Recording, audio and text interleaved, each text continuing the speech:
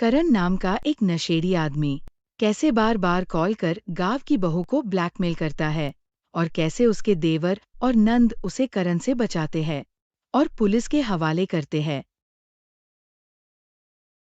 एक छोटे से गांव में रामती नाम की एक सास रहती थी। उसकी एक बहू थी जिसका नाम रमा था। मैं बहुत ही मेहनती लड़की थी। रमा के पास एक देवर और दो नंद थी जो काफी होशियार और तेज थी। कुछ दिनों से रमा के मन में तूफान मचा हुआ था। उसे एक अनजान नंबर से धमकी भरे फोन आ रहे थे। कोई उसकी पुरानी तस्वीरों को सार्वजनिक करने की धमकी देकर मोटी रकम मांग रहा था। रमा डरी हुई थी और उसने ये बात अपने पति सुरेश को भी नहीं बताई थी।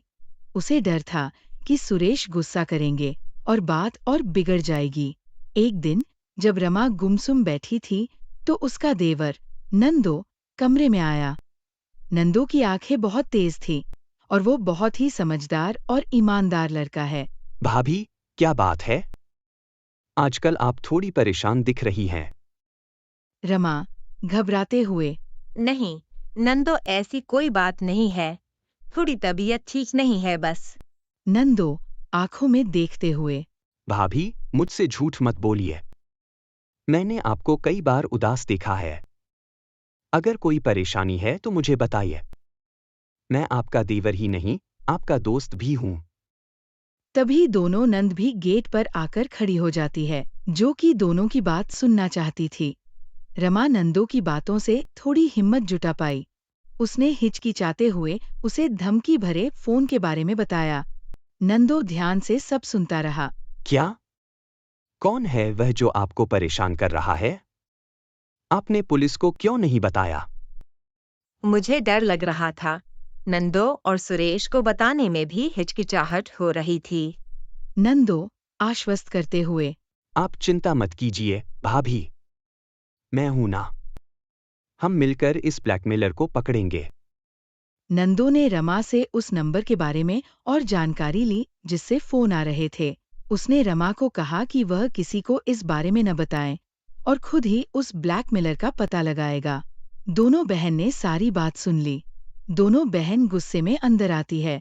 भाभी, आपने इतनी बड़ी बात हमको नहीं बताई। नंद की बात सुन रमा को रोना आ जाता है और रोते हुए बोली, मुझे डर लग रहा था कहीं सुरेश मुझे घर से न निकाल दे, इसलिए मैंने अभी तक किसी को कुछ भी नहीं बताया था।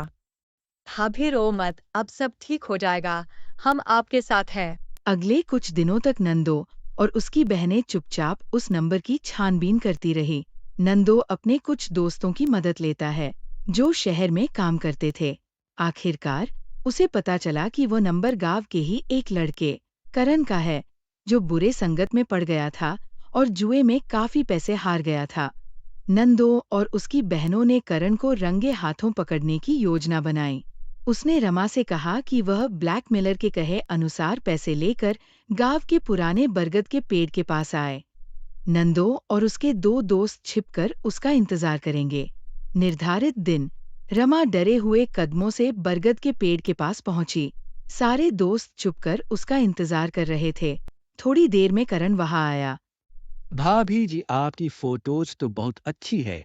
इंटरनेट पर डालने दो, पैसे ही पैसे होगा। दोनों आधा आधा बांट लेंगे। तेरे घर में माँ बहन नहीं है क्या? हो ऐसी बात करता है और ऐसे गंदे काम करता है। करण पैसे लेने की कोशिश करने लगा। तभी नंदो दोनों बहन और उसके दोस्त वहां पहुंच गए और उसे पकड़ लिया। करण घबराते हुए, यह क्या हो रहा है? मुझे छोड़ दो। छोड़ दूं? तू मेरी भाभी को ब्लैकमेल कर रहा था और अब छोड़ने की बात कर रहा है? तुझे तो मैं पुलिस के हवाले करूंगा। रमा आंखों में आंसू लिए, नंदो, तुमने यह सब कैसे किया?